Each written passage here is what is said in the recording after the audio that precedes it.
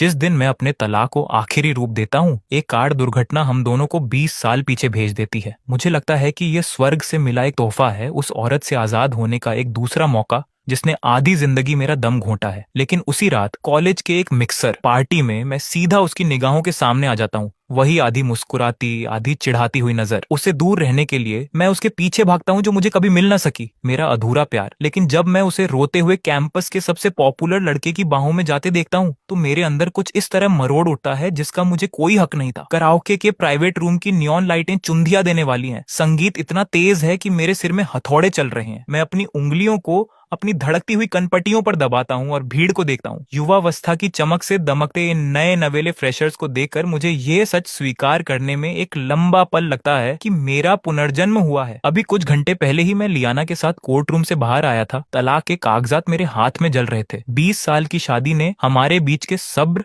और प्यार की आखिरी बूंद तक निचोड़ ली थी, जिससे जो कभी तारों की रोशनी हुआ करती थी वह सिर्फ नफरत बनकर रह गई थी। एथन, होश में आओ, ये मिस्ट्री आइटम गेम है। मार्कस, मेरा सबसे अच्छा दोस्त, मुझे उत्साह से धक्का देता है। उसकी आंखें लड़कियों द्वारा जमा की गई निजी चीजों के ढेर पर टिकी हैं। मिस्ट्री आइटम पेयरिंग गेम इस तरह काम करता है। हर लड़का रैंडमली एक चीज चुनता है और वह चीज जिसकी होती है वह रात के खेलों के लिए उसकी पार्टनर बन जाती है। यह मूल रूप से एक ब्लाइंड डेट मिक्सर है। मैं मार्कस की नजर का पीछा करता हूँ और मेरा दिल थम जाता है। सोफे के कोने में एक प्लेन व्हाइट टी शर्ट और जीन्स में बैठी लड़की जिसकी ठंडी और घमंडी खूबियां धुंधली रोशनी में भी कमाल की लग रही है। लियाना लियू। अगर वह राख भी बन जाए तब भी मैं उसे पहचान लूंगा। मेरी पिछली जिंदगी में मार्कस ने ठीक इसी पल उसकी रूममेट की लिपस्टिक चुनी थी। वह उस दो मुंही लड़की का पूरी तरह छमचा बन गया और उसने सब कुछ खो दिया, अपना पैसा, अपनी इज्जत और आखिरकार अपनी जान। जहां तक मेरी बात है, मैंने तालियों की गड़गड़ाहट के बीच लियाना का चांदी का ब्रेसलेट उठाया था और 20 साल की बर्बादी की शुरुआत की थी। इस बार ऐसा नहीं होगा। मैं मार्कस को अपने हाथ रगड़ते हुए उस जानलेवा लिपस्टिक की तरफ बढ़ते देखता हूँ और मैं उसकी कलाई पकड़ लेता हूँ। मैं उसे इसके बजाय एक पिंक हेयर क्लिप की तरफ मोड़ देता हूँ। मार्कस, मुझे लगता है कि इस पर तुम्हारा नाम लिखा है। वह हैरान दिखता है, लेकिन वह मुझ पर इतना भरोसा करता है कि बिना किसी सवाल के उसे उठा लेता है। मैं एक लंबी सांस छोड़ता हूँ। मार्कस की किस्मत बदल गई है। टेबल पर अब केवल दो ही चीजें बची हैं, एक लिपस्टिक और एक घिसा हुआ लाल धागा। किसी भी कीमत पर लियाना के चांदी के ब्रेसलेट से बचने के लिए मैं बिना किसी हिचकिचाहट के हाथ बढ़ाता हूँ और लाल धागा उठा लेता हूँ। ओह, एथन ने लाल धागा चुना है। ये किसका है? भीड़ में सुगबुगाहट शुरू हो जाती है। मैं लियाना की तरफ देखकर मुस्कुराता हूँ, ये सोचकर खुश हो रहा हूँ कि अब वह किसी और के साथ पेयर होने वाली है। तभी लियाना धीरे से अपनी सीट से उठती है। उसकी गहरी काली आंखें मेरी आंखों से टकराती है। उसके होंठों का कोना एक अजीब सी मुस्कान में बदल जाता है जिसे पढ़ पाना मुश्किल है। वह मेरा है। उसकी आवाज ठंडी और शांत है, लेकिन यह मुझ पर बिजली की तरह गिरती है। मैं जम जाता हूँ। मेरा दिमाग सुन्न हो जाता है। क्या पिछली जिंदगी में उसकी चीज चांदी का ब्रेसलेट थी? अब ये लाल धागा क्यों है? क्या ये तितली प्रभाव, बटरफ्लाई इफेक्ट है जो मेरे दखल की वजह से हुआ है? मैं उसे कदम दर कदम मेरी तरफ आते देखता हूँ। उसकी आंखों में हजारों अनकही बातें हैं और कुछ ऐसा है जो लगभग जांच पड़ताल जैसा महसूस होता है। मेरा पेट बैठने लगता है। मेरे दिमाग में एक अजीब सा ख्याल आता है, क्या उसका भी पुनर्जन्म हुआ है? नहीं, असंभव। मैं खुद को शांत रहने के लिए मजबूर करता हूँ। अगर उसका पुनर्जन्म हुआ होता तो उसके जैसी घमंडी औरत मुझसे जितना हो सके दूर रहती। ऐसा कोई रास्ता नहीं है कि वह इस लाल धागे पर अपना दावा करती। मैं एक गहरी सांस लेता हूँ, अपने सीने में उठ रहे डर को दबाता हूँ और अपने चेहरे पर सबसे बेरुखा और अलग सा भाव ले आता हूँ। तुम ऐसी दिखती हो जिसे अपनी पढ़ाई पर ध्यान देना चाहिए। कॉलेज भविष्य बनाने के लिए है, रोमांस के पीछे भागने के लिए नहीं। इन पार्टियों में आना बंद करो, लाइब्रेरी जाओ, बशर्ते तुम अपनी पूरी जिंदगी किसी लड़के के इर्द गिर्द घूमते हुए न बिताना चाहो। मैं उस सन्नाटे को नजरअंदाज करता हूँ जो कमरे में फैल जाता है और लियाना के चेहरे से उड़ते हुए रंग को नहीं देखता। मैं मुड़ता हूँ और कमरे से बाहर निकल जाता हूँ। ये दूसरी जिंदगी मेरी है। मैं वही गलतियां दोहराने से इनकार करता हूँ। कराओ के बार के बाहर ठंडी रात की हवा मेरे दिमाग को साफ कर देती है। मेरे सीने का तनाव थोड़ा कम होता है। अगर किस्मत ने मुझे दूसरा मौका दिया है तो मैं सिर्फ पैसे के पीछे नहीं भाग रहा हूँ, मैं अपने सबसे बड़े अफसोस को ठीक कर रहा हूँ। सोफी सू हमारे डिपार्टमेंट की सबसे पॉपुलर लड़की है और मेरी पिछली जिंदगी का वो प्यार है जो मुझे कभी मिल नहीं सका। कोमल, गर्मजोशी से भरी और समझदार। वह लियाना से पूरी तरह उलट थी, जो गुस्सैल, कंट्रोलिंग और दम घोंटने वाली थी। मेरी पिछली जिंदगी में लियाना को डेट करने का मतलब था कि मुझे सोफी के लिए अपनी उस भावना को जिंदा दफन करना पड़ा। अपनी शादी की हर भयानक लड़ाई के दौरान मैं बेबसी से सोचता था, क्या होता अगर मैंने लियाना के बजाय सोफी को चुना होता? क्या मेरी जिंदगी इस तरह तबाह होती? ये ख्याल मुझे आगे बढ़ाता है। मैं अपनी रफ्तार बढ़ाता हूँ, अपनी यादों के सहारे कैंपस की झील की तरफ बढ़ता हूँ। मुझे याद है कि नए साल के शुरुआती दिनों में सोफी हर शाम यहाँ वोकैबुलरी शब्दावली पढ़ने आती थी। सच में, झील के किनारे विलो पेड़ के नीचे मुझे अपनी तरफ पीट किए सफेद ड्रेस में एक पतली सी आकृति दिखाई देती है। मैं अपनी शर्ट ठीक करता हूँ, अपने चेहरे पर एक मैच्योर और कॉन्फिडेंट मुस्कान लाता हूँ और आगे बढ़ता हूँ। 20 साल के एक्स्ट्रा अनुभव के साथ मैं सोफी की झिझक को जल्दी ही दूर कर देता हूँ, जिससे वह अपने हाथ के पीछे छिपकर हंसने लगती है। मुझे उसका नंबर भी मिल जाता है। एथन, तुम बाकी लड़कों से बहुत अलग हो। उसका चेहरा शर्मा जाता है और उसकी आंखें चमक उठती हैं। मैं बस अपनी बात को आगे बढ़ाने ही वाला होता हूँ कि मेरी आंख के कोने से एक दूर के स्ट्रीट लैंप के नीचे एक अकेली आकृति दिखाई देती है। वह लियाना है। मुझे नहीं पता कि वह वहां कब से खड़ी है। रात की हवा उसके बालों को बिखेर रही है,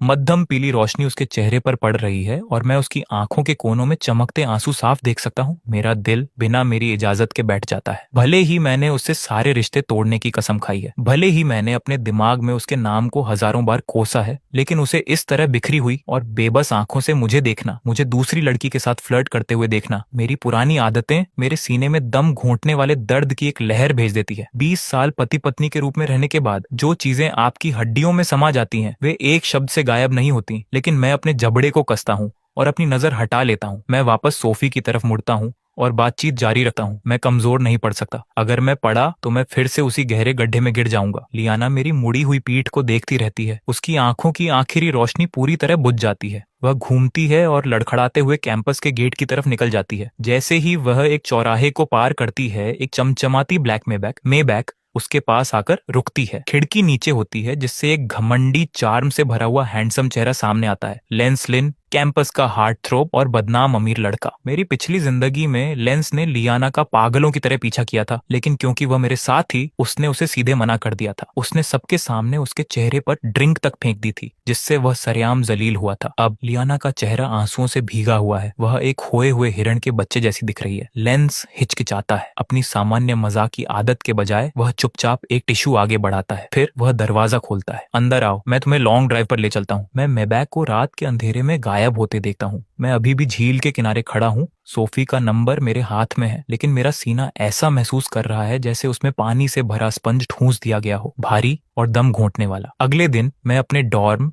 हॉस्टल के कमरे में ये प्लानिंग कर रहा हूँ कि अपनी पिछली जिंदगी की यादों का इस्तेमाल शेयर मार्केट में किस्मत चमकाने के लिए कैसे किया जाए। तभी दरवाजा जोर से खुलता है। लियाना दरवाजे पर खड़ी है, आंखें ऐसी सूजी हुई हैं जैसे वह सोई ही ना हो। जाहिर है वह पूरी रात जागी है। मार्कस और बाकी लोग एक नजर देखते हैं और चुपचाप बाहर निकल जाते हैं। दरवाजा उनके पीछे बंद हो जाता है। अब सिर्फ हम दोनों हैं। सन्नाटा भारी होने लगता है। तुम भी ठीक उसी पल से वापस आए हो, है ना? लियाना मुझे घूरती है। उसकी आवाज दर्द से भरी और भयानक है, लेकिन उसमें नीचे एक कपकपी है, एक मुश्किल से छिपी हुई उम्मीद। पेन पकड़े हुए मेरा हाथ रुक जाता है। मुझे कल रात ही शक हो गया था जब उसने लाल धागे पर दावा किया था, लेकिन मैं ऊपर नहीं देखता। मैं बस एक ठंडा सपाट हूँ कहता हूँ। जैसे ही मैं इसकी पुष्टि करता हूँ, लियाना के आंसू छलक पड़ते हैं। वह मेरी तरफ झपटती है, दोनों हाथों से मेरी बांह पकड़ लेती है, मुझसे ऐसे चिपक जाती है जैसे मैं उसकी आखिरी उम्मीद हूँ। एथन, क्या हम वापस जा सकते हैं? मुझे नाना की याद आती है। हमारी बेटी अभी सिर्फ 5 साल की है। अगर हम दोनों ही वहाँ नहीं है तो उसका क्या होगा? प्लीज चलो साथ मिलकर वापस जाने का कोई रास्ता ढूंढते हैं। नाना नाम मेरे दिल में चाकू की धार की तरह चुभता है। दर्द लगभग बर्दाश्त से बाहर है। वह वो बेटी है जिसे मैंने दुनिया की सबसे कीमती चीज की तरह अपनी बाहों में थामा था, लेकिन जैसे ही मैं अपनी पिछली जिंदगी की उन अंतहीन रातों की लड़ाइयों, उस पागलपन, उस जुनूनी कंट्रोल के बारे में सोचता हूँ, आधी जिंदगी जो मैंने अपनी सारी इज्जत खोकर बिताई थी, मेरी हड्डियों में बसा डर और नफरत जीत जाती है। मैं एक एक करके उसकी उंगलियों को अपने ऊपर से हटाता हूँ। मेरी आंखें बर्फ जैसी ठंडी हो जाती हैं। वापस जाने का कोई रास्ता नहीं है लियाना। अगर किस्मत ने हमें वापस भेजा है तो दोबारा शुरुआत करने के लिए भेजा है। हमारी शादी एक गलती थी, मैं वह गलती दोबारा नहीं करने वाला। एक गलती, वह मुझे ऐसे देखती है जैसे मैं कोई अजनबी हूँ, 2 कदम पीछे हटती है। 20 साल और जो कुछ भी हमारे पास था वह सिर्फ एक गलती था। मैं खुद को अपना दिल कड़ा करने के लिए मजबूर करता हूँ, उसे टूटे हुए देखने से इनकार करता हूँ। हम अपने अलग रास्तों पर चलते हैं। तुम लेंस के पास जाओ, मैं सोफी के पास जाऊंगा।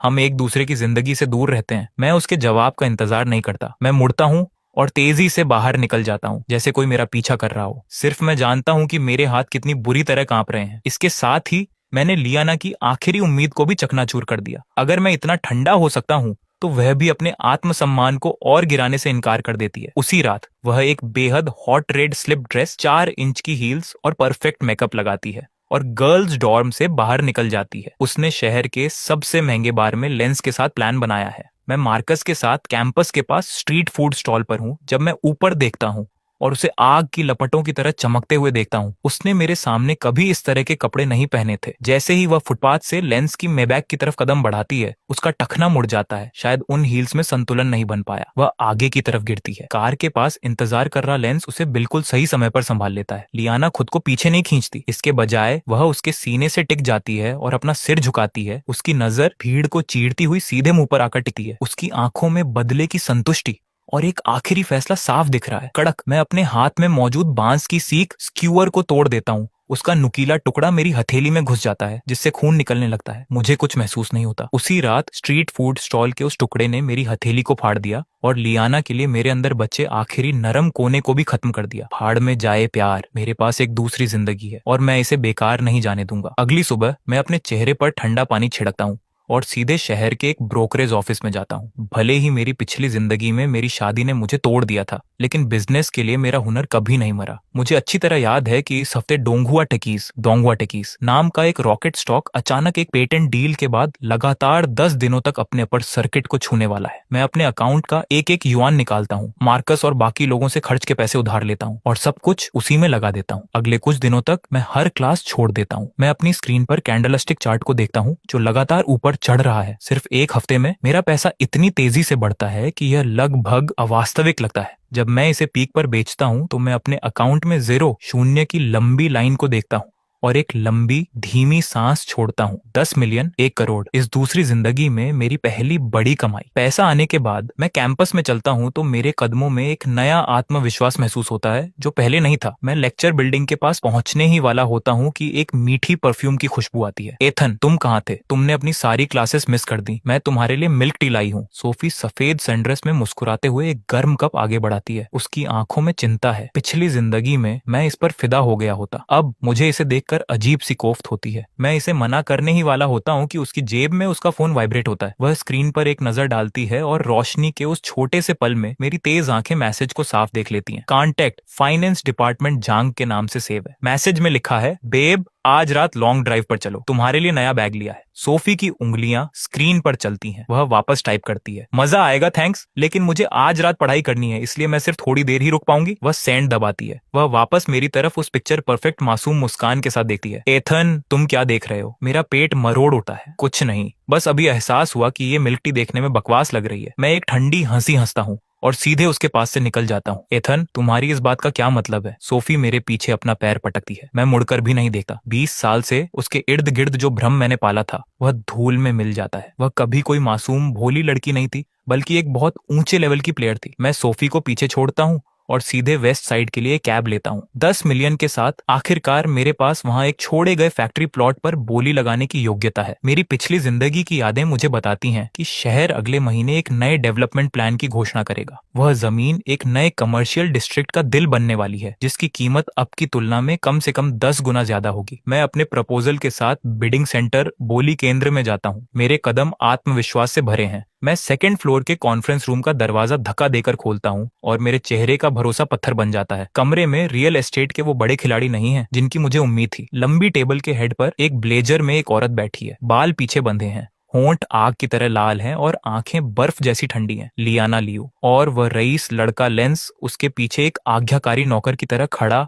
उसके डॉक्यूमेंट्स पलट रहा है। मेरा दिमाग सुन्न हो जाता है। ये क्या हो रहा है? क्या वह कल रात लेंस के साथ नहीं थी? क्या वह टूट नहीं रही थी? हैरान होकर लियाना धीरे से अपनी आंखें उठाती है, उसी आधी मुस्कुराती हुई नजर के साथ। मैं एक कुर्सी खींचता हूँ और बैठ जाता हूँ। मैं उसे घूरता हूँ। तुम यहाँ क्या कर रही हो? बोली लगा रही हूँ, जाहिर है। उसकी पतली उंगलियां टेबल को थपथपाती हैं। और तुम्हें यह सिखा रही हूँ कि बिजनेस जब एक जंग का मैदान हो तो उसका क्या मतलब होता है? किस आधार पर? मैं पलट कर पूछता हूँ। लेंस उसके पीछे से बीच में बोलता है, एथन, थोड़ी इज्जत दिखाओ। लियाना लिन ग्रुप की स्पेशल प्रोजेक्ट कंसल्टेंट है। ये पूरी बोली उसी के अंडर में है। सारे टुकड़े अब आपस में फिट बैठ जाते हैं। वह उस रात लेंस को डेट नहीं कर रही थी, न ही उसकी बाहों में खुद को सौंप रही थी। वह सब सिर्फ मेरी आंखों के लिए था। वह इसका इस्तेमाल लिन फैमिली के करीब आने और इस बिडिंग टेबल पर सीट पाने के लिए उनके क्रेडेंशियल्स का इस्तेमाल करने के लिए कर रही थी। इस औरत ने मुझे पूरी तरह से खेल लिया। लेंस, क्या तुम थोड़ी देर के लिए बाहर जाओगे? मुझे मिस्टर शू से अकेले में बात करनी है, लियाना उसकी तरफ बिना देखे ही कहती है। लेंस पलकें झपकाता है और वास्तव में उसकी बात मानकर दरवाजा बंद करके बाहर चला जाता है। अब सिर्फ हम दोनों हैं। मैं एक गहरी सांस लेता हूँ,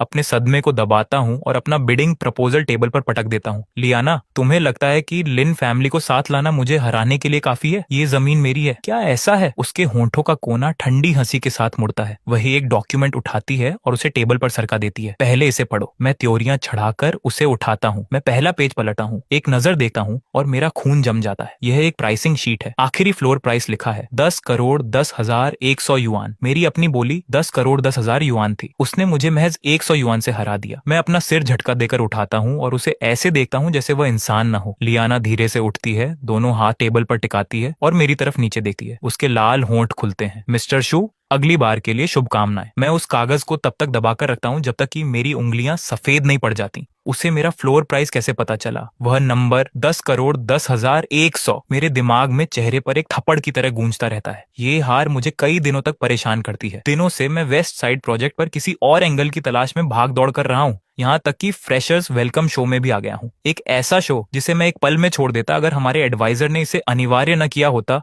और मार्कस मुझे खुद खींचकर यहाँ ना लाया होता। मैं बस अभी बैंक की एक मीटिंग से आया हूँ, इसलिए मैं एक सूट में हूँ जो टी शर्ट और जीन्स के बीच पूरी तरह से अलग दिख रहा है। एथन, तुमने ऐसे कपड़े क्यों पहने हैं जैसे तुम किसी जॉब इंटरव्यू में आए हो? मार्कस एक फोल्डिंग चेयर पर पसरा हुआ है, हाथ में सूरजमुखी के बीज है, आंखें स्टेज पर टिकी हैं। मैं अपनी टाई खींचता हूँ और दबी हुई हंसी हंसता हूँ। पैसे कमा रहा हूँ। ऐसा नहीं कि तुम्हारे जैसा कोई सिंगल लड़का जो सिर्फ सुंदर लड़कियों की परवाह करता है इसे समझेगा। प्लीज, सुंदर लड़कियां पैसे से कहीं बढ़कर हैं। मार्कस एक्साइटमेंट में स्टेज की तरफ इशारा करता है। देखो देखो, सोफी आ गई। वह आज रात होस्ट कर रही है और वो आउटफिट कमाल का है। मैं उसकी उंगली का पीछा करता हूँ। सोफी एक पिंक ड्रेस में है, हाथ में माइक है और एक प्यारी सी मुस्कान के साथ अनाउंसमेंट कर रही है। लेकिन जब मैं उस मासूम चेहरे को देखता हूँ तो मुझे सिर्फ उसकी वो उंगलियां याद आती हैं जो स्क्रीन पर चल रही थीं जब वह एक साथ दो लड़कों को बेवकूफ बना रही थी। घटिया। मैं अपनी सीट पर पीछे की तरफ झुक जाता हूँ और अपनी आंखें बंद करने ही वाला होता हूँ कि मेरी नजर स्टेज के पीछे के हिस्से पर पड़ती है। सोफी अभी नीचे उतरी है। रोशनी से दूर एक धुंधले कोने में वह वार्डरोब के इंचार्ज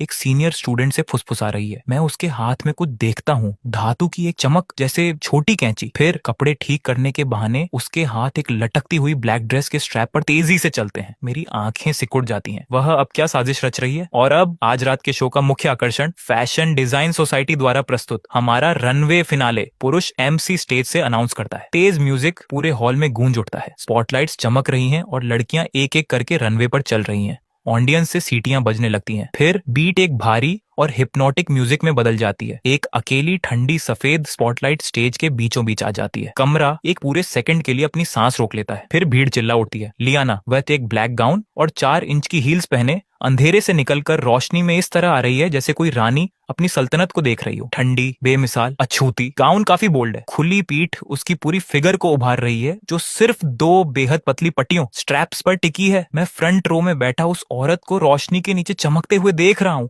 और एक साथ सब कुछ और कुछ भी महसूस नहीं कर पा रहा हूँ। 20 साल। मैं उसे बहुत अच्छी तरह जानता हूँ। उसे बस वहां खड़ा होना है और वह कमरे के हर इंसान की सांसें चुरा लेती है। स्टेज के एक तरफ सोफी अपने चेहरे पर जलन को मुश्किल से छिपा पा रही है। उसकी आंखें लियाना के स्ट्रैप्स पर टिक जाती हैं। उसके होंठों पर एक शातिर मुस्कान आ जाती है। जैसे ही लियाना स्टेज के सामने पहुंचती है, पोज देने के लिए तैयार होती है, हॉल के सन्नाटे को चीरती हुई एक बेहद छोटी सी आवाज आती है जो लाउड स्पीकर में बड़ी होकर गूंजती है। लियाना के गाउन का दायां स्ट्रैप बिना किसी चेतावनी के टूट जाता है। ब्लैक फैब्रिक अपना सपोर्ट खो देता है और उसके नंगे कंधे से नीचे सरकने लगता है। 2 इंच और वह पूरे स्कूल के सामने पूरी तरह से एक्सपोज हो जाएगी। कमरा अराजकता में डूब जाता है। आगे की पंक्तियों में लड़कियां चीख पड़ती हैं। कुछ लड़कों की आंखें फटी की फटी रह जाती हैं। बाकी लोग रिकॉर्ड करने के लिए अपने फोन निकालने लगते हैं। उस पल में मेरा दिमाग सुन्न हो जाता है। मेरा तर्क संगत दिमाग कहता है, उसे गिरने दो, उसने तुम्हारी जमीन चुराई है, वह गंदा खेल खेलती है, उसे जलील होने दो, उसे बर्बाद होने दो। लेकिन मेरा शरीर पहले ही हरकत में आ चुका है, पूरी तरह से सोच समझ से परे। 20 साल की शादी, आपकी हड्डियों में जल चुके वो एहसास किसी भी सोच से ज्यादा तेज होते हैं। स्ट्रैप टूटने के 1 सेकंड के छोटे से हिस्से में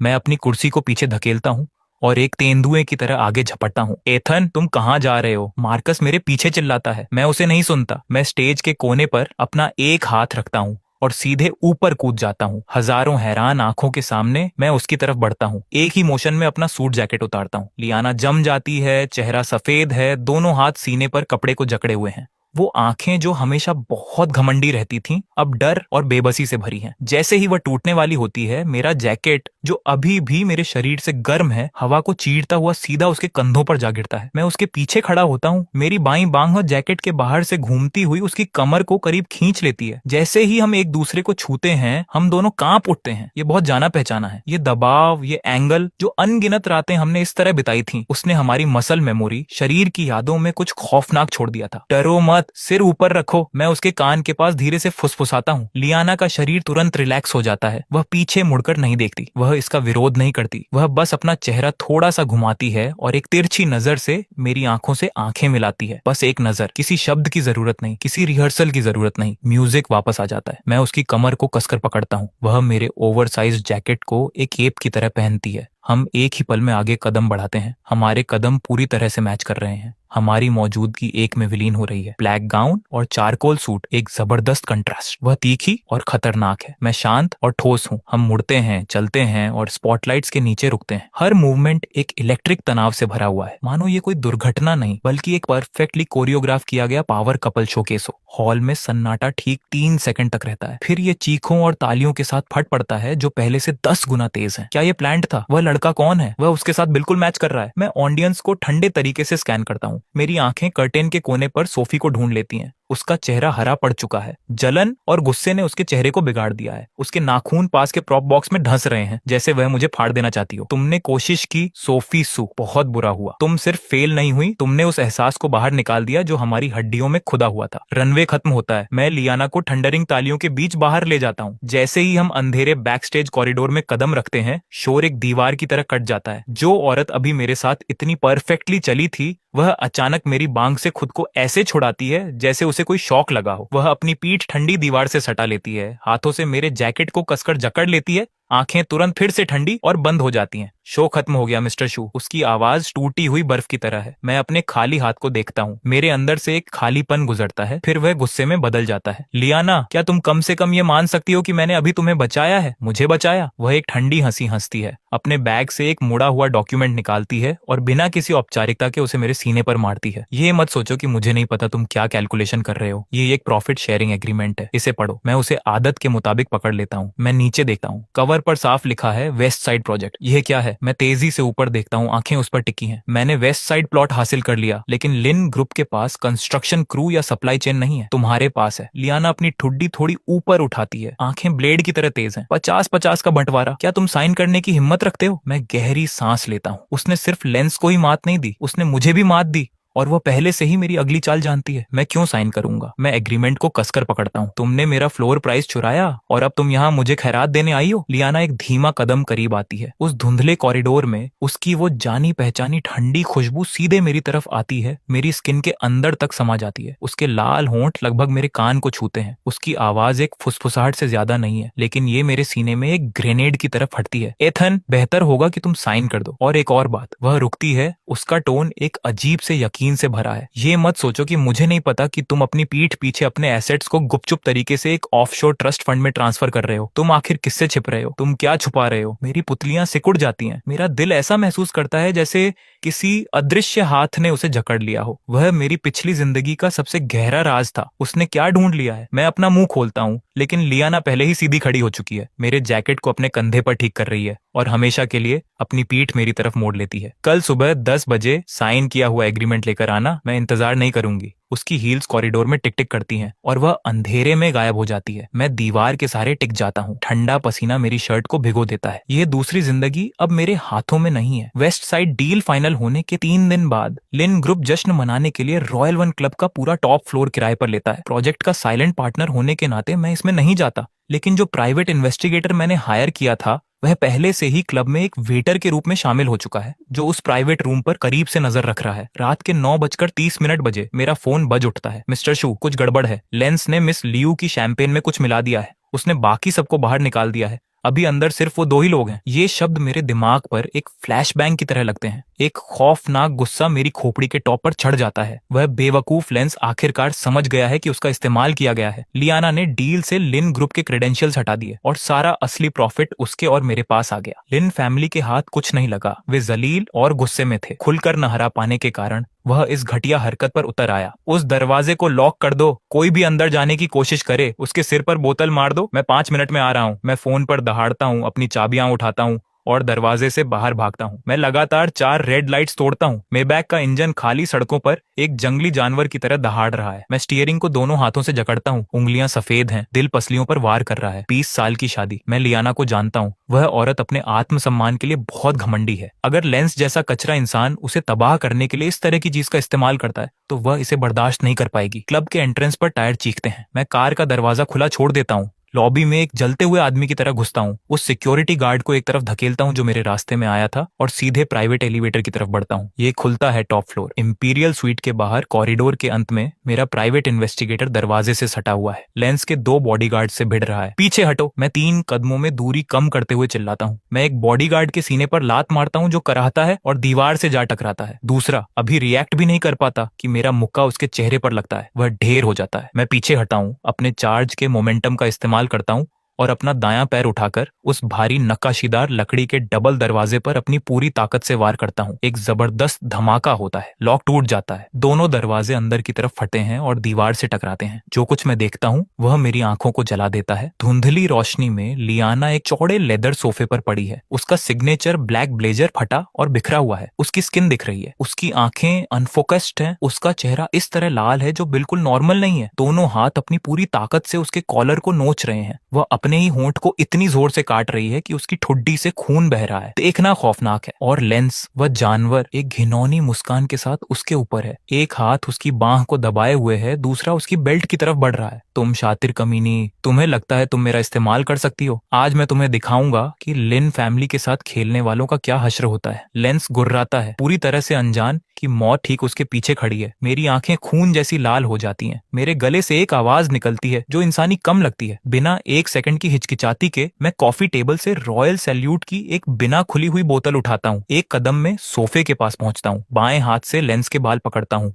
और उसे पूरी ताकत से पीछे खींचता हूँ। लेंस के मुंह से एक चीख निकलती है। वह मेरी आंखों में देखने पर मजबूर हो जाता है, ऐसी आंखें जो उसे खत्म कर देना चाहती हैं। एथन, तुम क्या? वह पूरा नहीं कर पाता। मेरा दायां हाथ बिना किसी रहम के बोतल को एक शातिर आर्क में नीचे लाता है, उसके सिर पर नहीं बल्कि उस दाएं हाथ पर जो लियाना को दबाए हुए था। हड्डी टूटने और कांच बिखरने की आवाज एक ही पल में आती है। बोतल लेंस की कलाई पर फटती है। महंगी शराब और खून फर्श पर बिखर जाते हैं। मेरा हाथ, मेरा हाथ! लेंस एक कटे हुए जानवर की तरह चीखता है, सोफे से कालीन पर गिर जाता है, अपनी कटी हुई दाईं कलाई को पकड़कर दर्द से तड़पता है। मैं अपना चेहरा पत्थर जैसा ठंडा रखता हूँ और अपना जूता सीधे उस टूटे हुए हाथ पर रखकर दबा देता हूँ। आह एथन, मैं तुम्हें मार डालूंगा, मैं तुम्हारे पूरे परिवार को मार डालूंगा, लेंस दर्द से कराहते हुए चिल्लाता है। तभी बाहर कॉरिडोर से कदमों की आंधी आती है। ब्लैक सूट में 7 या 8 बॉडीगार्ड्स कमरे में घुस आते हैं, मुझे हर तरफ से घेर लेते हैं। लीड बॉडीगार्ड फर्श पर लेंस को एक नजर देखता है और उसका चेहरा सफेद पड़ जाता है। इसे खत्म कर दो। मैं बिना पलक झपकाए उन 7 का सामना करता हूँ। मैं लेंस के हाथ से अपना पैर हटाता हूँ, शांत और जानबूझकर अपने अंदर के जैकेट की जेब में हाथ डालता हूँ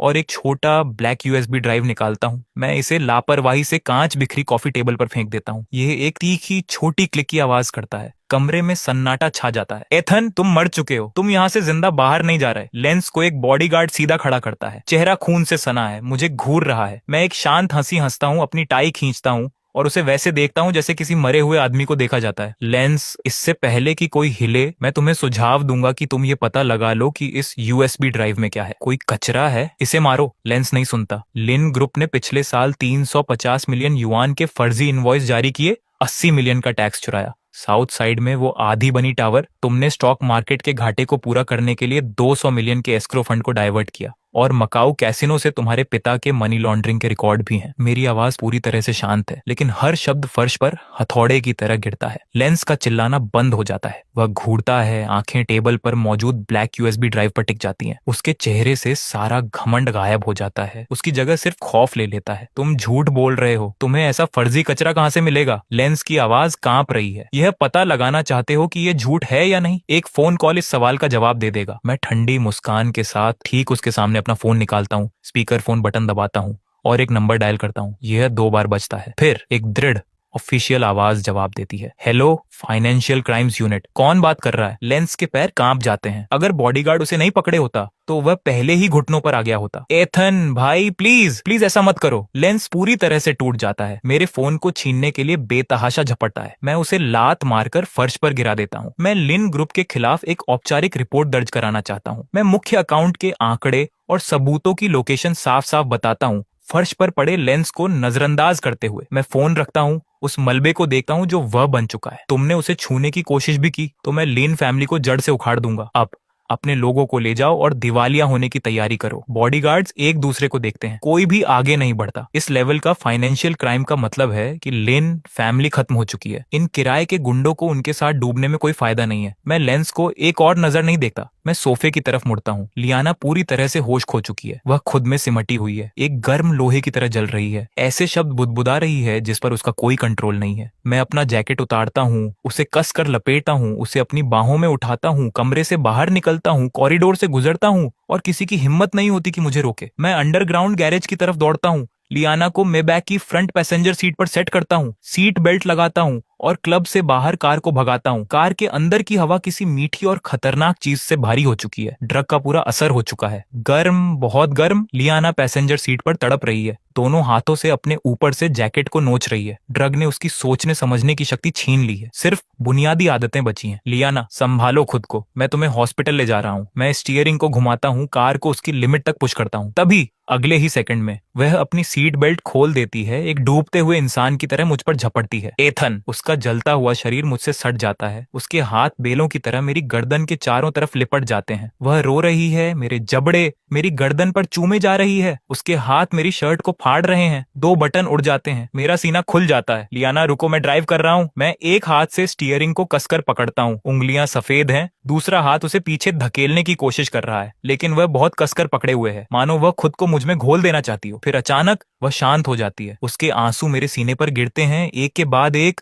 उसकी उंगलियां बुरी तरह कांप रही हैं, मेरे दिल पर दबाव डाल रही हैं। एथन, वह अपना चेहरा उठाती है। वो आंखें जो एक पल पहले धुंधली थीं, अब एक दिल तोड़ देने वाली बेबसी और बिखराव से भरी है। वह मेरे सीने की तरफ इशारा करती है, उसकी आवाज हवा को चीर देती है। ठीक यहाँ तुम्हें एक ट्यूमर है, लास्ट स्टेज। अब इसमें दर्द क्यों नहीं होता? मेरा पूरा शरीर सुन्न हो जाता है, मेरा पैर एक्सीलेटर से फिसल जाता है। कार खाली सड़क पर एक चीख के साथ मुड़ती है। वह क्या कह रही है? एक ट्यूमर? तुमने मुझे क्यों नहीं बताया? तुमने इसे अकेले क्यों झेला? वह दोनों मुट्ठियों से मेरी फटी शर्ट को पकड़ लेती है, इतनी बुरी तरह सिसकती है जैसे वह टूट रही हो, जैसे बरसों का छुपा हुआ दर्द एक साथ बाहर आ रहा हो। हमारी पिछली जिंदगी के उस क्रैश में जब ट्रक आया, तुम हटे क्यों नहीं? तुमने अपनी सीट बेल्ट क्यों खोली और मुझे करीब क्यों खींचा? एथन, तुम झूठे हो। मुझे मेरी जिंदगी वापस दो। मेरी खोपड़ी में बिजली कड़कती है। हमारी पिछली जिंदगी का वह क्रैश जिसने हम दोनों को मार डाला था, वह कोई एक्सीडेंट नहीं था। मुझे ऐसा लगता है जैसे मुझ पर आसमानी बिजली गिर गई हो। मेरा दिमाग पूरी तरह से खाली हो जाता है। मैं अपनी बाहों में रोती हुई औरत को देखता हूँ। मेरी पिछली जिंदगी का ट्यूमर, क्रैश का सच,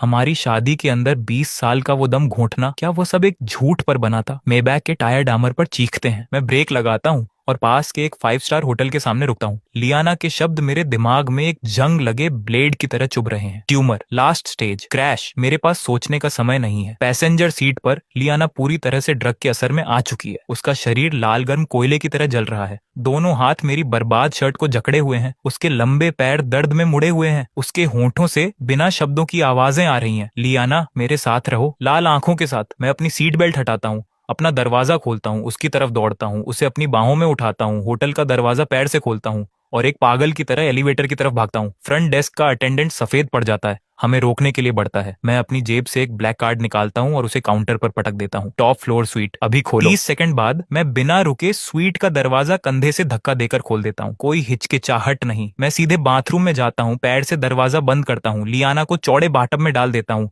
और पीछे मुड़कर ठंडे शावर को पूरी स्पीड से चालू कर देता हूँ। शावर से बर्फ जैसा ठंडा पानी फूट पड़ता है, हम दोनों के ऊपर गिरता है। ठंड के अचानक लगे झटके से लियाना के मुंह से एक तीखी चीख निकलती है। वह ऐसे छटपटाती है जैसे उसे करंट लगा हो। टब के कोने को पकड़कर बाहर निकलने की कोशिश करती है। मैं अपने दांत भींचता हूँ, टब में कदम रखता हूँ, उसके कंधों को लोहे की तरह दोनों हाथों से जकड़ लेता हूँ, ठंडे पानी को अपने बालों से अपनी आंखों में बहने देता हूँ, चुभता हुआ, अंधा करता हुआ। लियाना, होश में आओ, अपनी आंखें खोलो और मुझे देखो। ठंड आखिरकार असर दिखाती है। उसका बेतहाशा छटपटाना धीमा होता है, फिर रुक जाता है। वह लंबी लंबी सांसें लेती है। उसकी आंखों का वो धुंधलापन ठंडे पानी से धुलने के बाद धीरे धीरे फोकस होने लगता है। वह मुझे घूरती है, मेरी फटी शर्ट को, मेरे सीने पर खरोंच के निशानों को देखती है। ड्रग का असर कम हो रहा है, उसका दिमाग वापस आ रहा है। उस संकरे टब में ठंडा पानी अभी भी बह रहा है। हम दोनों पूरी तरह से भीगे हुए हैं, बिखरे हुए हैं और एक दूसरे से सटे हुए हैं। ठंडे पानी की इस धारा में 20 साल के अलगाव और दुख के पार एक दूसरे को देख रहे हैं। क्या तुम मेरे साथ हो? मैं उसके कंधों को छोड़ देता हूँ। मेरी आवाज फटी हुई और बर्बाद सी निकलती है। लियाना कुछ नहीं कहती, वह बस अपने खून विहीन होंठों को भींचती है। उसके आंसू शावर के पानी के साथ मिलकर भारी बूंदों में गिर रहे हैं। मैं ऊपर हाथ बढ़ाकर शावर बंद कर देता हूँ। बाथरूम में मौत जैसा सन्नाटा छा जाता है।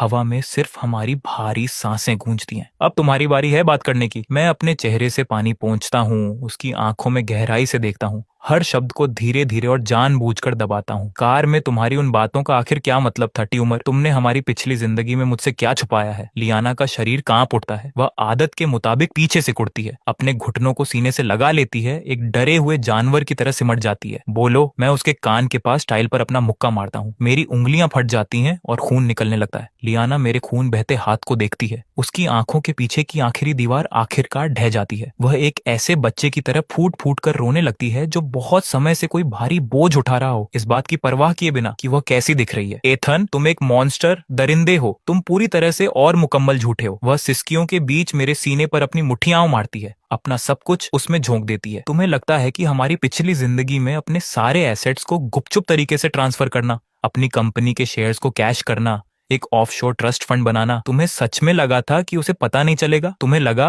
कि तुमने अपने सारे निशान मिटा दिए? मैं पूरी तरह से शांत जम जाता हूँ। अपनी पिछली जिंदगी में, हमारी शादी के 15वें साल में, मैंने बिल्कुल यही किया था। मेरे ऊपर उसका कंट्रोल कुछ ऐसा हो चुका था जो एक बीमारी जैसा था। मुझे लगा कि वह मेरी दौलत हड़पना चाहती है, हमारी बेटी नाना के लिए एक सेफ्टी नेट छोड़ना चाहती है। मेरे पास कोई और रास्ता नहीं था, मुझे वो मिल गया। लियाना इतनी बुरी तरह सिसकती है कि वह मुश्किल से सांस ले पा रही है। उसकी आवाज छिल चुकी है। मैंने उस पैसे का पीछा किया। मुझे वो मेडिकल डॉक्यूमेंट्स मिले जिन पर तुमने साइन किए थे, वो फॉर्म मिले जिनमें तुमने इलाज कराने से मना किया था। मुझे तुम्हारे दिमाग में लास्ट स्टेज का ग्लियोब्लास्टोमा मिला। एक भारी हथौड़ा मेरी खोपड़ी पर लगता है। मेरे कानों में एक तीखी आवाज गूंजने लगती है, लास्ट स्टेज ग्लियोब्लास्टोमा। उस पिछली जिंदगी की मेरी यादें एक स्ट्रोब लाइट की तरह मेरे अंदर चमक उठती हैं। कोई ताज्जुब नहीं कि सालों तक मेरे सिर में वो जानलेवा दर्द होता था। कोई ताज्जुब नहीं कि मैं बिना किसी वजह के बार बार गिर जाता था। लेकिन हर बार जब मैं किसी डॉक्टर के पास जाता था, लियाना के हाथों में मेरे टेस्ट रिजल्ट होते थे और वह मुझसे कहती थी कि मैं बस जरूरत से ज्यादा काम कर रहा हूँ, बस तनाव में हूँ। तुम्हें पता चल गया था कि तुम मर रहे हो। डॉक्टरों ने तुम्हें ज्यादा से ज्यादा 6 महीने दिए थे। लियाना मेरा कॉलर पकड़ लेती है। उसकी आंखें लाल हैं, आंसू बाढ़ की तरह बह रहे हैं। तुम मुझे बता तक नहीं सके। तुमने चुपचाप अपनी हर एक चीज मेरे और नाना के नाम कर दी और फिर तुम किसी कोने में जाकर अकेले मरने वाले थे, है ना? मेरा मुंह खुलता है, कुछ बाहर नहीं आता। ऐसा लगता है जैसे मेरा गला भीगे हुए कपड़े से ठसा हुआ हो। वह एक पिछली जिंदगी थी। मैं अब स्वस्थ हूँ, लेकिन इस पल में वह हड्डियों तक कांपने वाली बेबसी फिर भी मेरे अंदर बाढ़ की तरह आ जाती है, मुझे पूरी तरह से डुबो देती है। तुम्हें लगता है कि मैं वैसी औरत बनना चाहती थी? लियाना मुझ पर चिल्लाती है, उंगलियां मेरी स्किन में धंस रही हैं। तुम्हें लगता है कि मैं रोज एक पागल की तरह तुम्हारा फोन चेक करना चाहती थी, तुम्हारे हर मूवमेंट को कंट्रोल करना चाहती थी? तुम्हें लगता है कि मैं तुम्हें घर में बंद रखना चाहती थी, वो कड़वी जड़ी बूटियों की दवाइयां तुम्हारे गले के नीचे जबरदस्ती उतारना चाहती थी? तुमने खुद पर से उम्मीद छोड़ दी थी, लेकिन मैं तुम पर से उम्मीद नहीं छोड़ सकती थी। अगर मैं तुम्हें अपने साथ जंजीरों से बांध कर नहीं रखती तो तुम कहीं रेंगते हुए चले जाते और एक भगोड़े की तरह मर जाते। मेरे पास विलेन बनने के अलावा कोई रास्ता नहीं था। मुझे सारे रास्ते काटने पड़े, तुम्हें रुकने के लिए मजबूर करना पड़ा, तुम्हें हर वो इलाज आजमाने के लिए मजबूर करना पड़ा जो मैं ढूंढ सकती थी। एथन, तुम मरने से भी नहीं डरते थे, तो तुम्हें मुझसे डरने का क्या हक था? तुम्हें यह कहने का क्या हक था कि मैं तुम्हारा दम घोंट रही हूँ? जो चीज मेरा दम घोंट रही थी वह वो उल्टी गिनती थी जो कहती थी कि तुम किसी भी पल मुझसे दूर जा सकते हो। ये सच एक सर्जन के ब्लेड की तरह काटता है। 20 साल की शादी के अंदर दफन सबसे सड़ चुके घाव को चीर देता है। मैं बाथटब में अकड़ कर घुटनों के बल बैठ जाता हूँ। महसूस करता हूँ कि मेरे शरीर का खून जम गया है। मेरी पिछली जिंदगी का हर वो दिन जिसने मुझे जीने की इच्छा खत्म कर दी थी, वो अंतहीन चीखने चिल्लाने वाली लड़ाइयां, वो टूटे हुए बर्तन, वो कंट्रोल जिसने हर सांस को ऐसा बना दिया जैसे जंजीरें पहनी हो, उनमें से कुछ भी कोई बीमार पॉजेसिवनेस, अधिकार की भावना नहीं था। वह तो वह थी जो मेरे और मौत के बीच खड़ी थी। मुझे यहाँ रोके रखने के लिए जो भी रस्सी मिल सकती थी उसे पकड़ रही थी। वह मेरे सारे नफरत को सहने के लिए तैयार थी। मुझे ये सोचने देने के लिए तैयार थी कि वह एक मॉन्स्टर है, मुझे जिंदा रखने के लिए सबसे चरम और बेरहम तरीकों का इस्तेमाल करने के लिए तैयार थी। और क्रैश, मैं हर जगह से कांप रहा हूँ, मेरी आवाज अब मेरी जैसी नहीं लग रही। अगर तुम मुझे इतना ही जिंदा देखना चाहती थी तो फिर हम दोनों उस क्रैश में क्यों मरे? इन शब्दों पर लियाना की पुतलियां तेजी से सिकुड़ जाती हैं। उसकी आंखों में खौफ और दर्द का एक साया गुजरता है। वह कोई एक्सीडेंट नहीं था, वह कांपती है। उसके हाथ मेरे हाथों को जकड़ लेते हैं। उस दिन मैं तुम्हें शहर के एक टॉप ब्रेन स्पेशलिस्ट के पास ले जा रही थी। पहाड़ी रास्ते पर ब्रेक फेल हो गए, एक अनियंत्रित ट्रक सीधा हमारी तरफ आया। लियाना के आंसू मेरे हाथों पर गिरते हैं, जलते हुए। एथन, मैं ड्राइव कर रही थी, तुम पैसेंजर सीट पर थे। ट्रक दाईं तरफ से आ रहा था। वह अपना सिर झटका देकर उठाती है। वो लाल सूजी हुई आंखें मेरी आंखों से टकराती हैं, जिनमें एक दिल तोड़ देने वाला पागलपन है। मैंने स्टीयरिंग को जोर से बाईं तरफ घुमा दिया। मैंने ड्राइवर साइड को सीधे उस ट्रक के रास्ते में ला दिया। मैं अपनी जिंदगी का इस्तेमाल तुम्हें जिंदा रखने के लिए करना चाहती थी, लेकिन तुम बिल्कुल पागल इंसान हो। तुम पूरी तरह से और मुकम्मल सिरफिरे हो। लियाना सिसकते हुए ढह जाती है, मेरे कंधों पर अपनी मुट्ठियां मारती है। इम्पैक्ट, टक्कर से ठीक 1 सेकंड पहले तुमने अपनी सीट बेल्ट खोल दी। तुमने खुद को आगे फेंक दिया। तुमने अपने शरीर से मेरे सिर को ढाल की तरह बचा लिया। तुमने अपनी खुद की बॉडी से उस कुचलती हुई धातु का पूरा वार झेला। तुमने वह बेल्ट क्यों खोली? तुम बच सकते थे। मुझे मेरी जिंदगी वापस दो। हर एक टुकड़ा, हर एक सवाल। इस पल में सब कुछ बिल्कुल सही तरीके से अपनी जगह पर आ जाता है। हमारी पिछली जिंदगी के आखिरी दिन उस बेकाबू कार में उसने स्टीयरिंग को जोर से घुमाया ताकि पैसेंजर सीट पर मुझे बचाया जा सके, खुद को मौत की तरफ भेजते हुए। और मैंने अपनी जिंदगी के आखिरी सेकंड में 20 साल की शादी से मेरी आदतों में बसी उस भावना से प्रेरित होकर अपनी बेल्ट खोल दी और उसके सबसे नाजुक हिस्सों को बचाने के लिए अपने शरीर का इस्तेमाल किया। हम दोनों कोशिश कर रहे थे सबसे मुकम्मल तरीके से एक दूसरे के लिए बचने का मौका छोड़ने की। नफरत का हर एक खतरा, कड़वाहट का हर एक टुकड़ा, हमारे बीच की हर एक दीवार इस पल में गायब हो जाती है, पूरी तरह से घुल जाती है। मेरा दिल ऐसा महसूस करता है जैसे उसे पीस कर कुछ नहीं छोड़ा गया हो। दर्द मेरी सांसें चुरा लेता है। मैं इस औरत को देखता हूँ जो पूरी तरह भीगी हुई है, खुद में टूट कर रो रही है। ये औरत जिसने मेरे लिए 20 साल तक बदनामी का बोझ उठाया,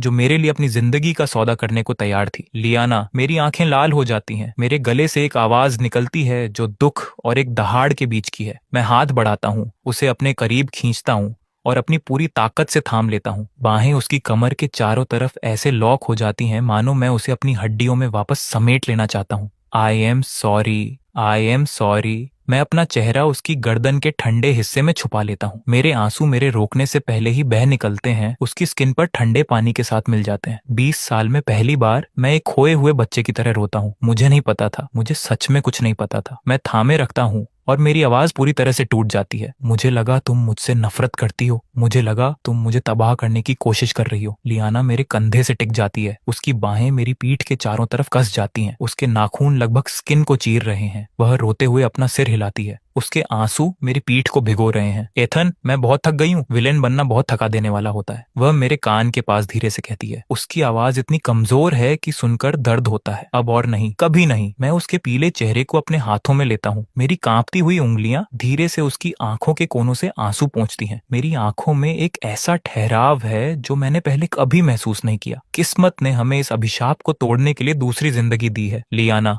हमारी पिछली जिंदगी में मैं तुम्हारी जिंदगी का कर्जदार था। इस जिंदगी में मैं इसे चुकाऊंगा, एक एक टुकड़ा करके। मैं कसम खाता हूँ इस पल से कोई भी चीज हमें दोबारा अलग नहीं करेगी। लियाना मुझे देखती है। वो आंखें जो हमेशा ठंडक और दूरी बनाए रखती थीं, वे फिर से हमारी पिछली जिंदगी की उस रोशनी से भर जाती हैं। वो जिंदगी जहाँ उसकी आंखों में पूरी दुनिया सिर्फ मैं था। वह कुछ नहीं कहती, वह बस अपना सिर थोड़ा पीछे झुकाती है और अपनी आंखें बंद कर लेती है। बाथरूम का टेम्परेचर, तापमान अचानक बढ़ जाता है। ठंडे पानी की ठंडक पूरी तरह से गायब हो जाती है जब दो दिल फिर से एक साथ धड़कने लगते हैं। मैं उसके लाल होंठों को देखता हूँ जो इतने करीब हैं और मेरी सांसें धीमी और गहरी हो जाती हैं। हर एक गलतफहमी दूर हो चुकी है। वह तीव्र, बेताब करने वाला एहसास जिसे 20 साल तक दबाकर रखा गया था और अब वापस पा लिया गया है, वह मेरे सीने से एक ज्वालामुखी की तरह फूट पड़ता है। मैं दूरी को खत्म करने के लिए नीचे झुकता हूँ, हमारी पिछली जिंदगी की त्रासदी को इस चूमने के साथ खत्म करने और जो हमारा है उसकी शुरुआत करने के लिए। लेकिन ठीक उसी पल जब मेरे होंठ उसके होंठों को छूने वाले होते हैं, बिना किसी चेतावनी के मेरे सीने पर गर्म बूंदें गिरती हैं। मैं जम जाता हूँ। मैं आदत के मुताबिक नीचे देखता हूँ। ठंडा पानी नहीं, आंसू नहीं, चमकीले लाल खून की एक बूंद। फिर टपक टपक टपक। लियाना की नाक से ज्यादा खून बहने लगता है। तुरंत उसके पीले होंठों को रंग देता है, उसकी ठुड्डी से नीचे बहता है।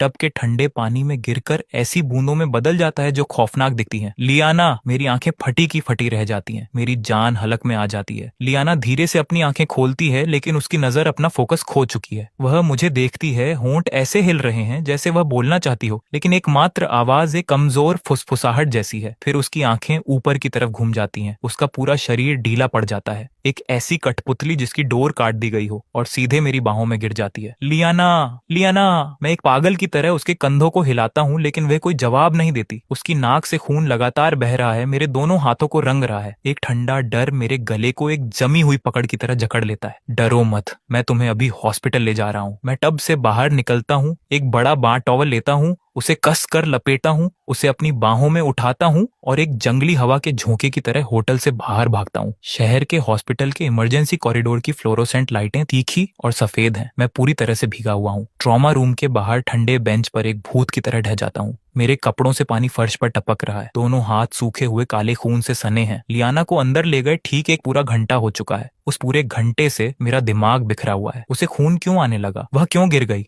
हमारी पिछली जिंदगी में वह पूरी तरह से स्वस्थ थी। क्या लेंस ने उसकी ड्रिंक में जो मिलाया था वह कुछ और बुरा था? अगर उस जानवर ने सच में जहर का इस्तेमाल किया है तो मैं उसे अपने नंगे हाथों से फाड़ दूंगा। भारी ट्रॉमा रूम का दरवाजा अचानक जोर से खुलता है। मास्क और ग्रीन सर्जिकल स्क्रब पहने एक डॉक्टर तेजी से बाहर आता है। उसके कोट पर कुछ छींटे हैं। मरीज लियाना लियू की फैमिली से कौन है? डॉक्टर की आवाज जरूरी और सख्त है। मैं हूँ, मैं उसका पति हूँ। मैं कुर्सी से उछल पड़ता हूँ। मेरे पैर सुन्न हो चुके हैं। मैं लगभग घुटनों के बल गिरने वाला होता हूँ। मैं उसकी तरफ लड़खड़ाता हूँ, उसकी बांह पकड़ लेता हूँ। डॉक्टर, उसे क्या हुआ है? क्या उसे झड़ दिया गया था? डॉक्टर मुझे देखता है और जो मैं उसकी आंखों में देखता हूँ वह मुझे ठंडे पानी में डाल देता है। वह धीरे से अपना मास्क हटाता है। उसका चेहरा पीला है और वह अपना सिर हिलाता है। वह एक ब्रेन स्कैन हाथ में लिए है जो अभी अभी प्रिंट हुआ था। यह उस ड्रग की वजह से नहीं है। उसकी आवाज खाली कॉरिडोर में गूंजती है। हर शब्द मेरी खोपड़ी पर एक हथौड़े की तरह लगता है। मरीज के ब्रेन स्टेम के पास एक बेहद दुर्लभ छुपा हुआ न्यूरोलॉजिकल इंजरी, दिमागी चोट है। यह किसी बीमारी की वजह से नहीं है। यह उससे ज्यादा मैच करता है एक ऐसे दिमाग से जो पहले किसी बेहद गंभीर फिजिकल इम्पैक्ट, शारीरिक टक्कर से गुजरा हो। उस तरह का इम्पैक्ट जो नर्व फाइबर्स के अंदर छुपे हुए फ्रैक्चर का कारण बनता है। एक फिजिकल इम्पैक्ट। मैं वहां सुन्न खड़ा रहता हूँ। मेरा दिमाग खाली हो जाता है। यह असंभव है। उसे हाल ही में कोई चोट नहीं लगी है। यही तो सबसे अजीब बात है। डॉक्टर की थ्योरियां कसी हुई हैं। स्कैनर पकड़े हुए उसके हाथ थोड़े कांप रहे हैं। इमेजिंग के आधार पर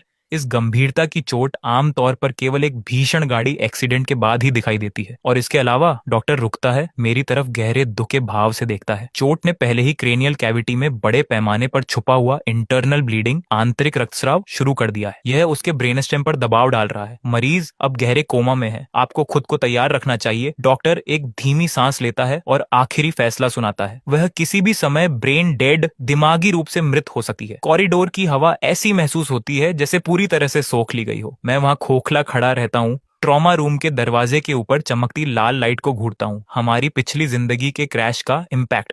पुनर्जन्म सिर्फ यादें ही नहीं लाता, वह उस पिछली जिंदगी के जानलेवा घावों को भी आगे ले आता है, किस्मत की तरफ से एक सजा के रूप में। किस्मत, तुम कितनी घटिया चीज हो। तुमने अभी अभी उसे मुझे वापस दिया और अब तुम उसे मेरी आंखों के सामने छीनने की कोशिश कर रही हो। भाड़ में जाए किस्मत। मैं अपनी मुठ्ठियां तब तक भींचता हूं जब तक कि मेरे नाखून मेरी हथेलियों को काट नहीं देते। खून मेरी उंगलियों से सफेद फर्श पर टपकने लगता है। मैं ऊपर देखता हूँ। मेरी आंखें खून जैसी लाल हैं। ट्रॉमा रूम के दरवाजे पर टिकी हैं। मौत उसे ले जाना चाहती है। मेरी लाश के ऊपर से गुजरना होगा। मिस्टर शू, प्लीज शांत हो जाइए। प्लीज इस क्रिटिकल कंडीशन फॉर्म पर साइन कर दीजिए। नर्स एक कांपता हुआ कागज का टुकड़ा आगे बढ़ाती है। मैं उसे उसके हाथों से झटक देता हूँ और एक शेर की तरह दहाड़ता हूँ। मैं किसी चीज पर साइन नहीं कर रहा हूँ। मेरे पास दुनिया का सारा पैसा है। मुझे सबसे अच्छा इक्विपमेंट, सामान, सबसे अच्छी दवा ला कर दो। वह मरने नहीं वाली है। डॉक्टर बेबस होकर सांस छोड़ता है। उसकी आंखों में निराशा है। ये पैसे की बात नहीं है। ये छुपा हुआ न्यूरोलॉजिकल ट्रामा बहुत अजीब है। घरेलू न्यूरोसर्जरी इसे हैंडल नहीं कर सकती तो देश के बाहर से किसी को बुलाओ। मैं दोनों हाथों से उसका कोट पकड़ लेता हूँ। मेरी आंखें उसकी आंखों में धंस जाती हैं। दुनिया का सबसे अच्छा ब्रेन स्पेशलिस्ट कौन है? मुझे बताओ। यूनाइटेड स्टेट्स में प्रोफेसर स्मिथ, जर्मनी में डॉक्टर हंस, लेकिन उनके शेड्यूल फुल हैं। ये मुमकिन ही नहीं है। कुछ भी असंभव नहीं है। मैं उसे एक तरफ धकेलता हूँ और अपना फोन निकालता हूँ। मेरी उंगलियां सफेद हैं। मार्कस, जैसे ही कॉल कनेक्ट होता है मैं चिल्लाता हूँ, वेस्ट साइड प्रोजेक्ट को भूल जाओ।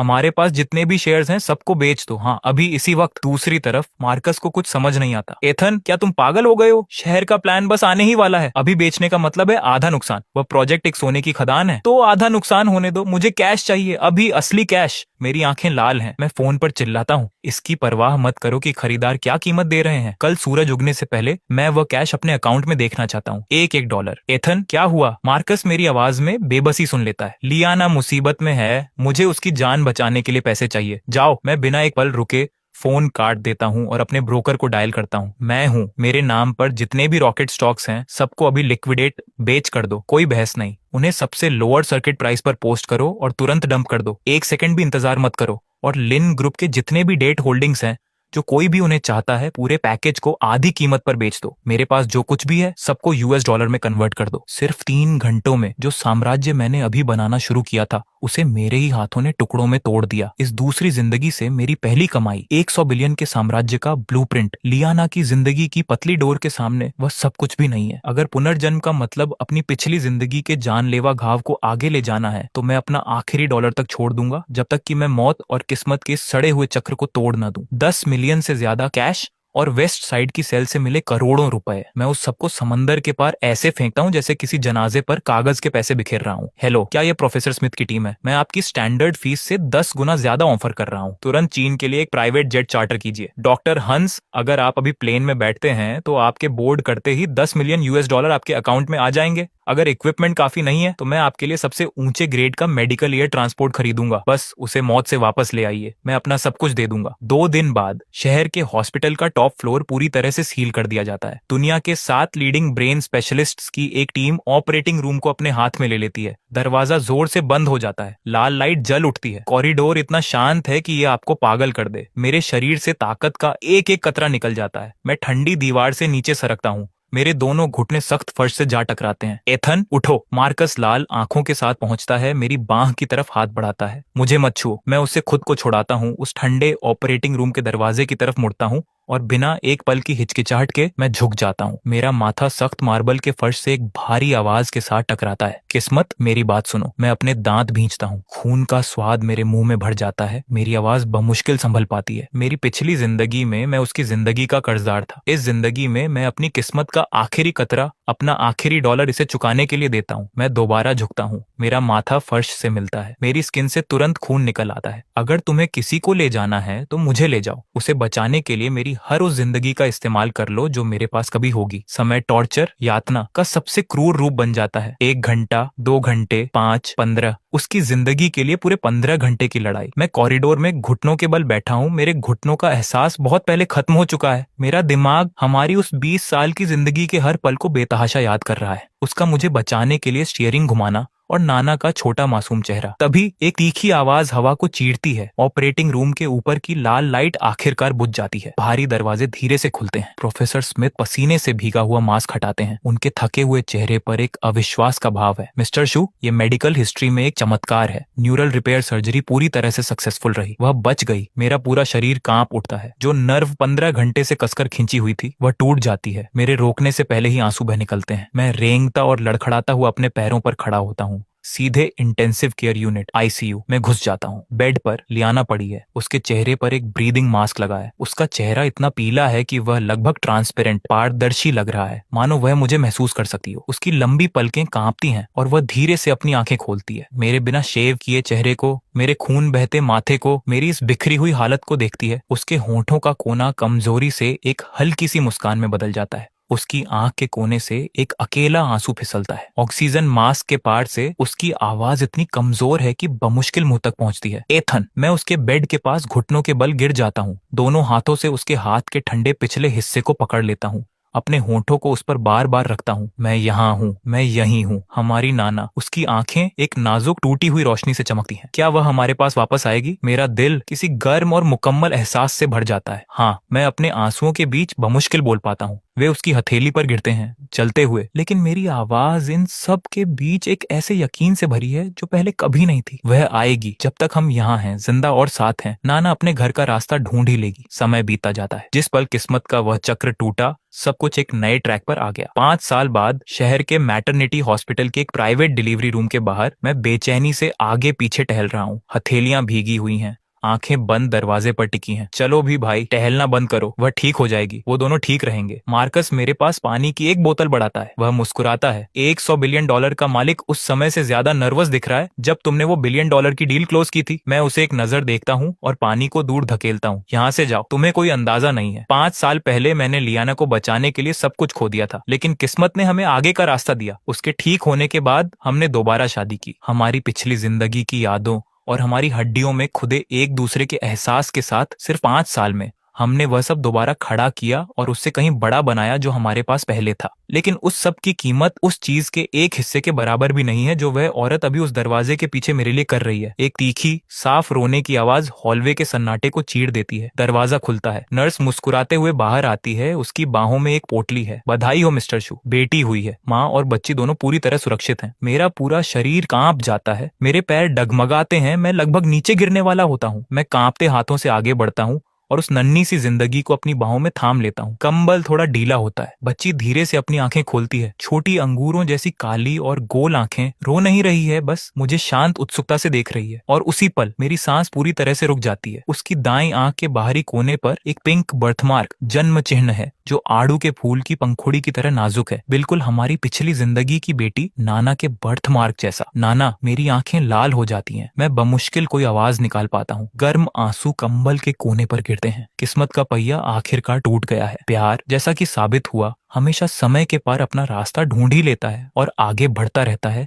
एक जिंदगी के बाद दूसरी जिंदगी, बिना किसी अंत के। तो भाई लोग, क्या समझे? कहानी खत्म। पैसा हज्म, भाई साहब, इसे कहते हैं असली यमराज को अंगूठा दिखा के वापस आना। मतलब हमारे एथन भाई की किस्मत देख रहे हो। लौंडा कोर्ट से तलाक का पेपर लेके निकला ही था कि भगवान ने कहा, बेटा इतनी जल्दी आजादी ना ना ना, वापस जा और अपनी 20 साल की शादी का रिचार्ज कूपन फिर से स्क्रैच कर। और वो हमारी लियाना भाभी, भाई पुनर्जन्म क्या हुआ? वो तो सीधे लिन ग्रुप की मालकिन बन के बैठ गई। एथन भाई अपनी छाती चौड़ी करके 10 मिलियन का स्टॉक बेच के सोच रहे थे कि अपुनिच भगवान है। तभी भाभी ने पीछे से आकर 100 रुपए एक्स्ट्रा की बोली मारी और कहा, बेटा तुम जिस स्कूल में पढ़ते हो, हम वहाँ के प्रिंसिपल के साथ कॉफी पीते हैं। और वो सोफी सू, अरे भाई भाई भाई, मासूमियत का ओवरडोज लेकर घूम रही थी मैडम। व्हाइट ड्रेस पहन के झील के किनारे ऐसे बैठी थी जैसे गंगा मैया साक्षात उतर आई हूँ। पर बैक स्टेज में क्या चल रहा था? बाबू नया बैग दिला दो, लॉन्ग ड्राइव पे चलेंगे। अरे दीदी, इतनी हाई लेवल प्लेयर हो तो ओलंपिक में जाओ ना, यहाँ कॉलेज के सीधे साधे एथन का क्यों काट रही हो? वैसे अच्छा हुआ हमारे भाई ने टाइम पे देख लिया कि दूध की चाय में जहर मिला हुआ था। लेकिन भाई जो भी कहो, लेंस भाई का जो कलाई का पापड़ बनाया एथन ने,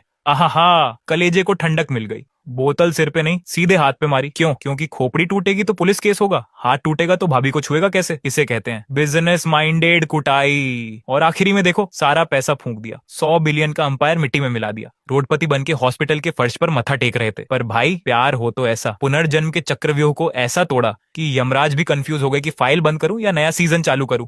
अब फाइनली छोटी नाना आ गई है, आंख के पास वही पुराना तिल लेके। मतलब हैप्पी एंडिंग ऐसी कि करण जौहर भी कोने में बैठ के रो दे। तो मेरे रापचिक भाइयों और उनकी खूबसूरत बहनों, अगर इस 20 साल पुरानी आशिकी, मेबैक की रफ्तार और हॉस्पिटल के बवंडर ने तुम्हारे अंदर के बकचोद को जगाया है, तो भाई वो जो नीचे सब्सक्राइब का लाल वाला बटन दिख रहा है ना, उस पे लेंस का टूटा हुआ हाथ मारो या एथन की टूटी हुई बांस की सीख, मुझे नहीं मालूम, बस वो बटन दब जाना चाहिए। और हाँ, वो लाइक के बटन को तो ऐसा ठोको कि यूट्यूब का सर्वर भी चिल्लाए। बस भाई, एथन से ज्यादा दर्द अब मुझे हो रहा है। कमेंट में जाके लिखो, भाभी हो तो लियाना जैसी, वरना सिंगल ही अच्छे। मिलते हैं अगले धमाकेदार बकचोदी से भरपूर न्यू कहानी में। तब तक के लिए हंसते रहो, हंसाते रहो और अपनी अपनी सोफी सू से बच के रहो। बकचोदी पे लो अपने अपने स्टाइल में, बाकी चलते हैं। अब तब तक के लिए पीस आउट। जय बिलू बाबा।